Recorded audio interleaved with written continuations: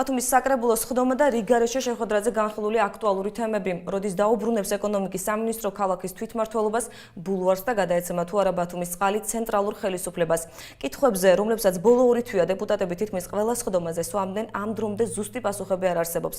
საკრებულომ 9 ხმით დღესვე ძველ ბათუმში არასტანდარტული სახლების ნაცვლად ახალი საცხოვრებელი კორპუსების აშენების მსურველები, ანუ დეველოპერები, რომლებიც სახელმწიფო პროგრამაში ჩაერთვებიან, დამატებითი მოსაკრებელისგან გაათავისუფლა.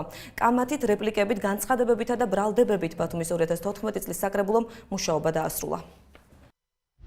ბათუმის ამოწვევის საკრებულომ დღეს ბოლო სხდომა გამართა და ბოლო გადაწყვეტილებაც მიიღო. დეპუტატებმა ტერიტორიის მოსაკრებლისგან ის სამშენებლო კომპანიები გაათავისუფლა, რომლებიც მთავრობის პროგრამაში ჩაერთვებიან და ბარაკული ტიპის სახლების ნაცვლად ახალ საცხოვრებელ კორპუსებს ააშენებენ. აღნიშნული პროგრამა ითვალისწინებს ქალაქ ბათუმში ბარაკების ათვისების ხელშეწყობას და კონკრეტული დეველოპერული კომპანიების, ვისაც აქვს ამის სურვილი, შესაძლებლობა, ორგანიზატორული ნიჭი, რათა ქალაქ ბათუმში მოახდინოს ბარაკების ლიკვიდაცია ასეთ პირებზე ხელშეწყობას. საკითხს მხარის საკრებულოს უმცირესობამ არ დაუჭირა. ნაციონალური მოძრაობის წევრების განცხადებით, კომპანიები, რომლებიც ბარაკების ადგილზე მშენებლობის დაწყებას საკუთარი სახსრებით გადაწყვეტენ, მათ მოსაკრებლის გადახდა მაინც მოუწევთ. იმ შემთხვევაში, თუ ვიღაცა პატრიოტიანი ადამიანი თავისი ფულით შეეცდება რომ ააშენოს სახლი, მაშინ მან დამატებით ავარიული ბარაკი აითვისოს. ამ შემთხვევაში მან დამატებით მოსაკრებელი უნდა გადაიხადოს, მაგრამ თუ ხარ ხაბაძის ან ბალაძის ბიძაშვილი და სესხი გამოგაქვს, ამ შემთხვევაში და ითვისებ იგივე საქმეს აკეთებ, ანუ ბარაკს ითვისებ, ამ შემთხვევაში დამატებით მოსაკრების გადახდა არ გიწევს. ნაციონალური მოძრაობის ბრალდებებს ეკონომიკის სამინისტროში უპასუხეს.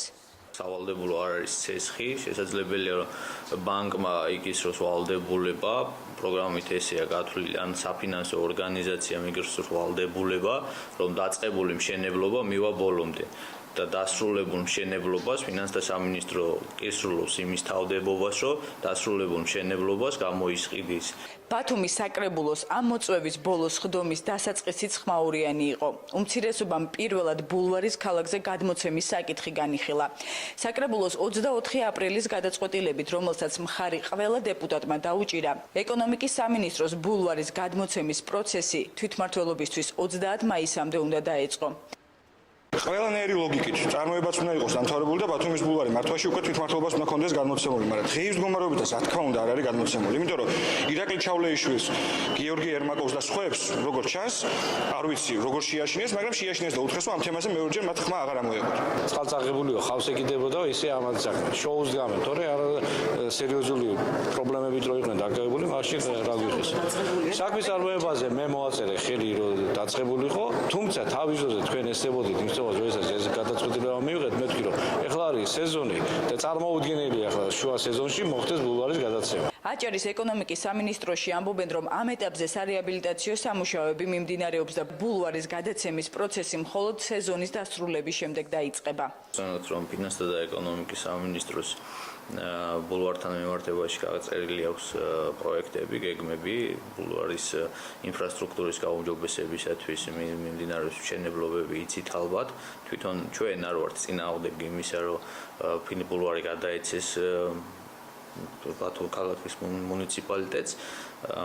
ოღონდ ეს პროცესი თუ ახლა დაიწყება, შეუჩლის ბულვარის ნორმალურ ფუნქციონირებას ხელს და დეპუტატებმა ბათუმის წყლის ცენტრალურ მმართველობაში გადაცემის საკითხზეც იდავეს. ნაციონალური მოძრაობის წევრმა დეპუტატებს ინფრასტრუქტურის მინისტრის გუშინდელი განცხადება გააცნო. ჩვენ რომ უზრუნველყოთ მაღალი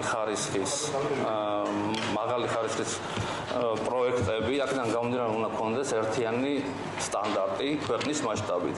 აქ არის ლაპარაკი, რომ მოხდეს უნიფიცირება ამ სტანდარტების, მოხდეს უნიფიცირება შესყიდვების პროცედურების და მოხდეს უნიფიცირება პროექტების განხორციელების კუთხით. რაღაც ალტერნატიული პროექტები კეთდება, რაღაც გრძელდება ბათუმის წყლის ცენტრალიზებულ სისტემაში გადაცემის პროცესი და რაღაცეებით. დღეს ბატონ ირაკლი ჩავლეიშვილს დაუსვით ელემენტარული კითხვა, რომ ვინ გვატყუებს ახლა? ბათუმის მთავრობა, აჭარის მთავრობა თუ საქართველოს მთავრობა, იგება გაგვატყუეთ, ვინ ბოლოს და ბოლოს გრძელდება ეს გადაცემის პროცესი. ჯერ კიდევ საკრებულოს თავმჯდომარე ირაკლი ჩავლეიშვილი ამტკიცებს, რომ წყლის გადაცემის პროცესი შეჩერებულია. ჩავლეიშვილის ინფორმაციით ცენტრალური ხელისუფლებისთვის ბათუმის წყლის გადაცემის წინააღმდეგი გერმანული ბანკია. გერმანული ბანკი არ არის თანახმა თქვა გადაცემაზე. თუ რამე მოხდება, თუ მოლაპარაკებები მოხდება KfW-ს ბანკთან, თუ საქართველოს მთავრობა მიაღწევს შეთანხმებას და დარწმუნებული ვარ, თუ მიიღწევა ეს შეთანხმება იქნება ქვეყნისთვის სასიკე და რა თქმა უნდა ჩვენ ამას გავითვალისწინებთ. ბათუმის საკრებულომ ამ შემადგენლობით მუშაობა დაასრულა.